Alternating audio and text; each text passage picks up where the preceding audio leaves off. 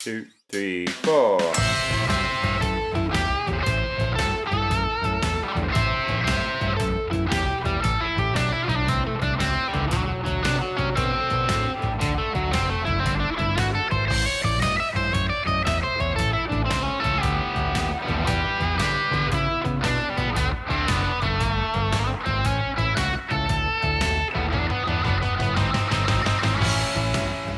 Hey everybody, today's video we're going to take a look at a more advanced solo that you can use in a 12-bar blues in the key of A. Again, any of these licks you can use in any setting, even try using them in different keys. So once you're comfortable in A, try G, try C. See how these transpose and add them into your daily practice and improvisation.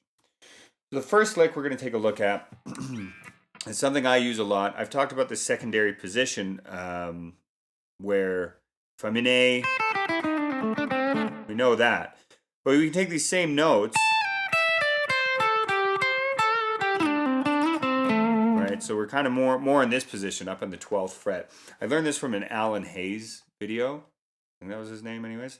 A solo I lifted many years ago that really opened my eyes to a lot of stuff.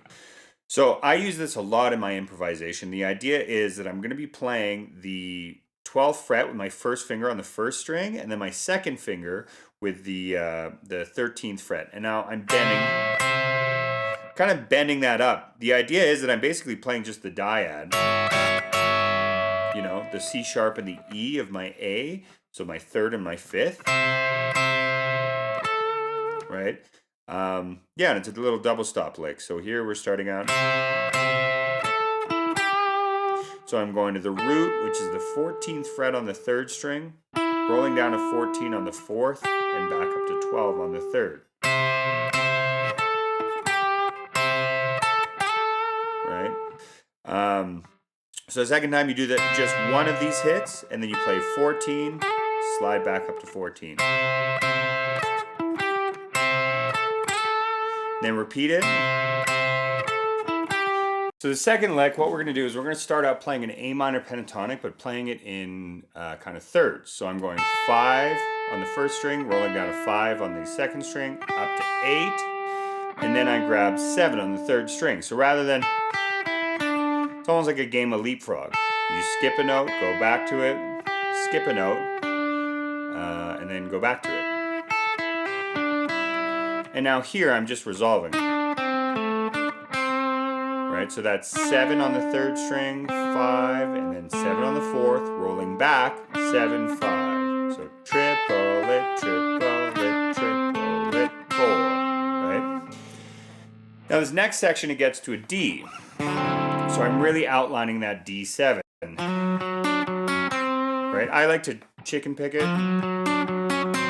and pluck that third string. So I'm sliding up to the 4th fret on the 4th string, double tapping that note, and then hitting 7, back to the 4, and then I'm going 6, 5, right? So that 6 is really, you know, not the right sound. So you got to be quick on that.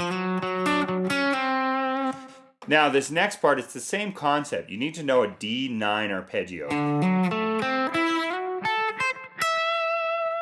So what that is, this is gold. You should know this anyways. 5, 9 on the 5th string, 7 on the 4th, and then 5, 9, right? So that is my D9 arpeggio. D, F sharp, A, C, E, right? That makes that sound. Now here I just slide up to the 11th fret on the third string, 11th fret on the third string, 10, 8, 12. Again, I'm going to play this first part in thirds. So rather than, which is totally cool, I like to add a bit of time to this. So what I'm doing is I'm skipping notes of the arpeggios and going back. 5, 7 on the 4th, 9 on the 5th, 9 on the 5th, 5 on the 3rd, 7, 9, 5, right? So that's that arpeggio. And now I resolve it. 7, 9, slide up to 11. And then the last part of the because we're triplet. That's 10 on the second and 8 on the first. So together, triplet, triplet, triplet, triplet. So that's the end of our D. We're back to an A chord. Here's something I like to do. Typically, I do it with 16th notes or 8th notes, but in this case, we're going to keep it as triplets, and you're kind of superimposing 5 over top. So I'm using a group of 5 notes here, and it's just chromatics, right? Or twice. And that comes like from a D chord, right? If you play it up here on the 9th fret now, it's an A chord.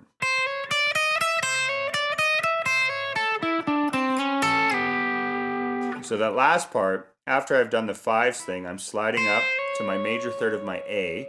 And then I'm playing that A, which is the 10th fret on the 2nd string, going down, right? Just that D shape. Now here, I'm doing an enclosure to my major third. So that's 12th fret on the 4th string. And then I'm using my second finger to grab this 10, and I'm sliding up 1 fret to the 11th fret. So it's like... And now I'm just playing my A on the top, sliding down to the flat 7. So that's 10 on the 2nd string, and then sliding both those notes down, 9 and 8, right?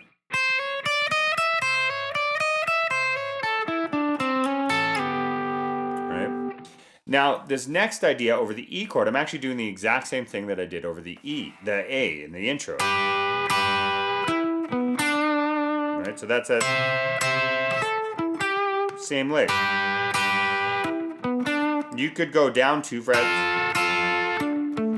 and do that over the D. I chose to change it a little bit. This is something really crunchy that I like to do. I'm thinking of, once again, a D chord.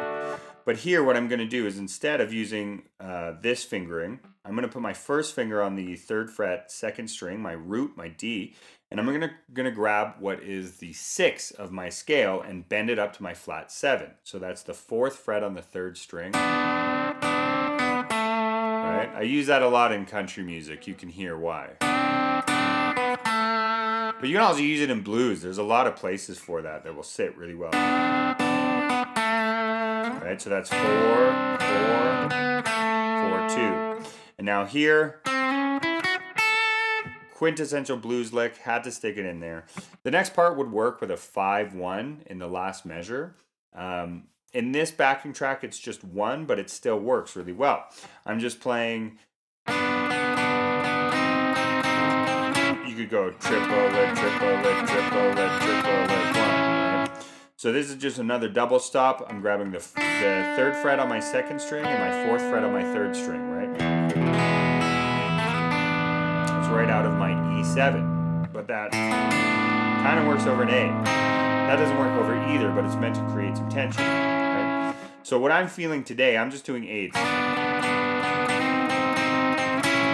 that's my resolution. So 3, 3, 3, 4, 4, 5. So I really want you to practice these licks and learn them and incorporate them in your own playing. Feel free to adjust them to make them more your own. You can also try using them over the different changes and adjusting them accordingly. So say this lick, you could do here. Yeah, that's right, for like an A or an E. Right? Once you're comfortable with the key of A, try to play them in a different key as well. If you have any questions or anything you want to talk about, message me, Mike, at info@rockacademy.ca. Stay loud.